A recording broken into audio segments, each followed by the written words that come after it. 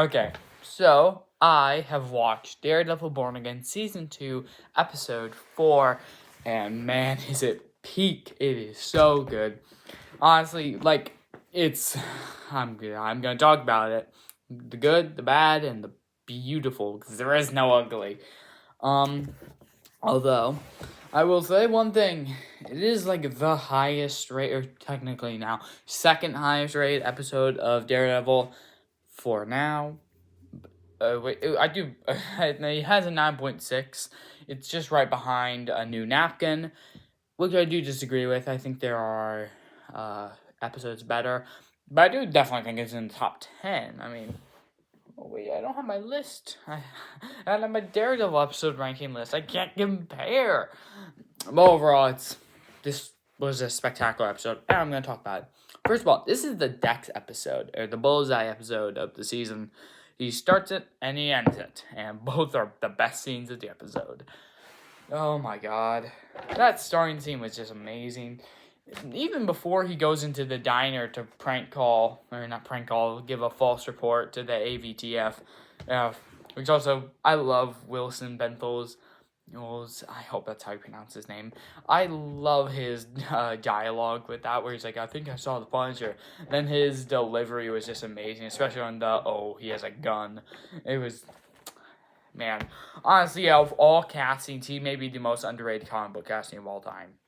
He is perfect for Bullseye. He's a top 15 best comic book casting of all time. Maybe that's a bit too, top 20. He is that spectacular. I mean, yes, John Bernthal, Charlie Cox, and Vincent D'Onofrio get all the credit, but he definitely is about right there with them. He is so amazing. So amazing. Now, that fight. Honestly, him scanning the room to see the knives and forks and a spoon that he's gonna kill people with is so good. And the song playing in the background and him just throwing and killing the AVTF soldiers, and him just being like, oh yeah, that was a good milkshake. Bring a dog into a restaurant? How unsanitary. I love Dex. Dex was why some people say season 3 of Daredevil is such a masterpiece.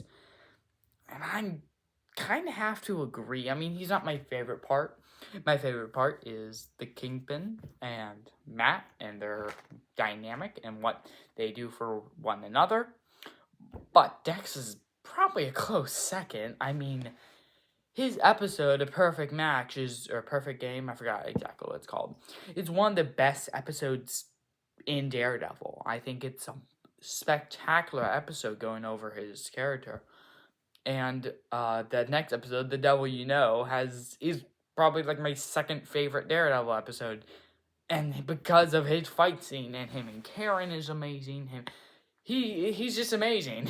I mean, I have no things. Bullseye is not only the best comic book villains of all time, but he's one of the best comic book characters of all time.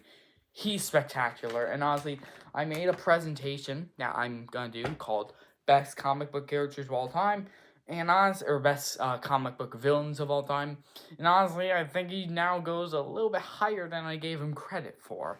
So, yeah. But, anyways, let's get into some other things about the episode. There's a lot of good in the episode. Honestly, weird connection. This is a Calm Before Storm episode. So you know what this reminds me of? From another episode from Daredevil. I mean, I could pick from other episodes, other television shows, but from Daredevil. It reminds me of Blindsided. Worse. I do think Blindsided is better. The episode's... Oh, man, that episode. But Blindsided is basically... The calm is everything except for the fight scene. The 11-minute one take is the storm. Just how in this episode, the boxing match, and of course what happens with Vanessa, which, yes, spoiler review, Vanessa dies, which, I can't wait to see. And we see Kingpin pull out a gun for the first time ever in live action. God, I'm gonna talk about that. That's the storm, and it's incredible. Both are incredible scenes. Except the calm, I'm talking about Blindsided here, but also this episode, the calm is still amazing. I mean, there are so much good things happening in Blindsided, just as there are here. like Kirsten McDuffie getting raided, her talking to Karen, and them trying to get reports about the Northern Star and about how about how Fisk is illegally imprisoning people because they associated with vigilantes, supposedly. And honestly, it's sad to see Jack Duquesne go, as he has become a sort of nothing burger character. I mean, he was cool in Hawkeye, but now no one really remembered him. But he's really good here, and it kind of sucks to see him go, but makes sense. Ava Ayala, I do think her scenes were some of the lesser ones of the episode, because I was just kind of like, I don't really care about her friends, and she hasn't really been developed all that much. But it was so good. I mean, yeah, and Daniel and BB doing whatever they're doing was great, which I do want to say, sure, maybe it's cliche, but I really like the ranges. I'm going to go a little bit with that boxing match. I really like the ranges of what happened. BB is the more rational, can I say, of how Fisk almost killed someone in the boxing ring, and she's like, oh my god.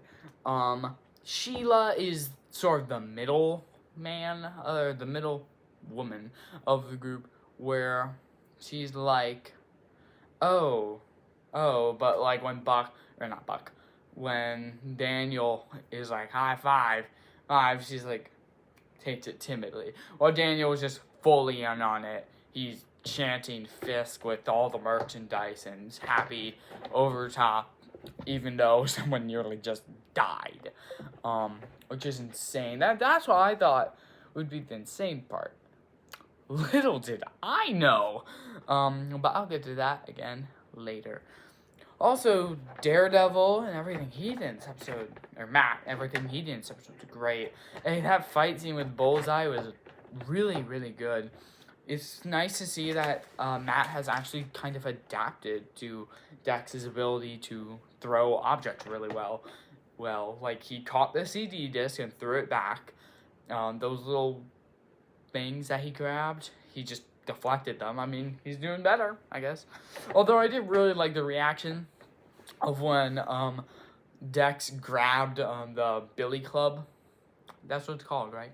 When he grabbed Daredevil's club and just held it for a second before he just rammed it, because A, he's like, thanks, you gave me your best weapon. And then B, he also, I believe it's the same weapon that he had in season 3 of Daredevil, where Dex was doing some stuff with that.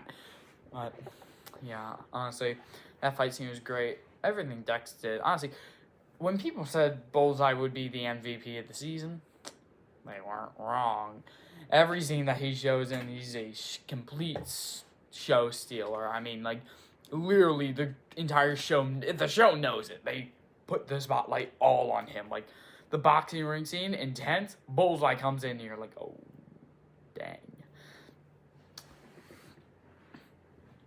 Anyways, yes, Matt also going undercover as an anti-vigilante task force member to see the crime scene and see everything that happened, see where Dex went, and to reveal that he went back to the church, which I like that we're actually seeing these old locations. Like, oh yeah, like Fogwell's gym, which is where the boxing ring took place, you know, the place where Matt used to go with his dad, and where his dad did his last boxing match ever, because he died.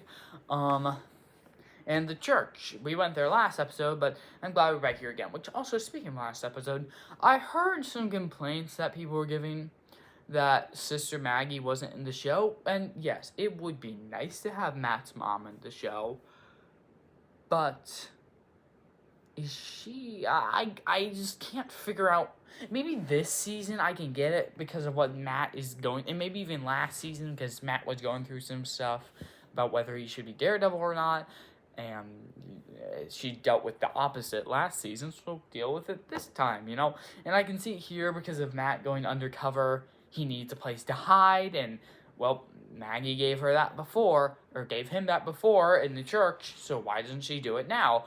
And I do like I think that she says she's on a sabbatical in Rome, works, but honestly, I still don't really get why they need Maggie. I mean, Maggie in season 3 would be great, but I don't think there's really a necessary reason for it. You have Josie's bar, which is basically enough, right? But last thing, actually, one thing I want to mention before I get into that final scene is Jessica Jones has yet to appear, and it's halfway through season. Honestly, that felt weird because the marketing kind of posed it that like she would be a big part in the season, but she hasn't even appeared. By the looks of like what seems and how the stock image for episode 5 is in the blue and red lights, and that is when she entered in the church in the trailer, she's mostly going to appear. Oh my god, she's most likely going to appear next episode. But honestly, this would have been a little bit more of a critique if A, it's only going to become a critique if she's underutilized in the season, and B, we already know, spoiler for season 3, we already know, I mean, actually, that kind of inherently gives away, we know she's showing up in season 3 based off set leaks, along with Iron Fist and Luke Cage. Also, quick thing, the Jessica Jones had daughter thing, I went over it. Does it make sense that Luke Cage is the father? Because they broke up in season 1 of Jessica Jones, and they never really had romantic things when he reappeared in season 3. And didn't Luke Cage, I haven't seen Luke Cage, to be fair, but didn't Luke Cage have his own love interest by the end of that show? And that's what I've heard. But, yeah, I don't know. Also, why would Luke Cage be mayor? It was Sheila, but Sheila's gonna become mayor based off set leaks and Brand New Day. But overall, yeah, that may be a critique, but again, she's gonna appear in season 3, so I don't care. And we haven't seen her being utilized. Let's go over that final scene now. So, yeah. Whew, the boxing fight just got progressively more intense, and especially when he landed one hit on Fisk, which he promised to his trainer that he wouldn't get a single hand on him. He was just like, I'm done with you, and then almost killed him, which was insane enough. And I had heard theories, and I'd watched the episode, that, yes, I would think that Bullseye would eventually kill Vanessa. Not here, not now. Honestly, her showing up, and then her shooting Dex for, Dex showing up was just insane, killing all the AVTF soldiers, or the honestly, both sound wrong, saying Anti-Vigilante Task Force, but also saying AVTF. They both sound wrong, you know? But anyways, Bullseye killing them was just really fun. Again, Bullseye action, so my favorite in the entire show. And then him throwing the Mayor Fist statue at Vanessa, right? He was throwing it at Vanessa. Because we see it pan to Vanessa. Vanessa shoots Bullseye. The statue, he seems to be throwing at her. And later in the episode, earlier in the episode, he was like, she made me do this. I'm going to right my wrongs. Because that's what happened. And then Kingpin pointed out a gun, which, first time ever in live action, which makes sense. Yeah, he's never pulled out a gun, but on Bullseye? Nope. But him crushing statue, which eventually had the shard going to Vanessa's head, was insane. And oh my god. Also, Daredevil saving Dex and the Kingpin, too, was, oh my god, it was so crazy. Honestly, that final scene was just mental. But honestly, Vanessa dying was I don't think she's coming back. Especially because of how angry Fisk is in, the trailers and things like that. Which also, I forgot to mention, Mr. Charles is in the episode, and he's amazing. I mean, I think Matthew Lillard is doing an amazing job, and his character seems so cool. But anyways, that end of the episode, where he's screaming for an ambulance and Vanessa's in her arm, I was shocked. I mean, I heard someone be like, oh yeah, I think, the whole shebang, that guy, gave you credit. Well, he is a little off on details. Vanessa did die this episode, and wow. So if you can't get my opinion on this episode, I think this episode is a perfect 10 out of 10. I don't think it is as good as, I don't know, like I said, Blindside, Devil You Know, New Napkin, 7 Minutes in Heaven. Yeah, that's what the episode. 7 Minutes in Heaven. But I do think this is definitely the best episode of Born Again, which is a testament because I love Isle of Joy. Straight to Hell, I may overrate a little bit. But honestly, those two episodes I think are about. Isle of Joy is 10 out of 10. Straight to Hell, I would actually probably demote it to like a 9.9.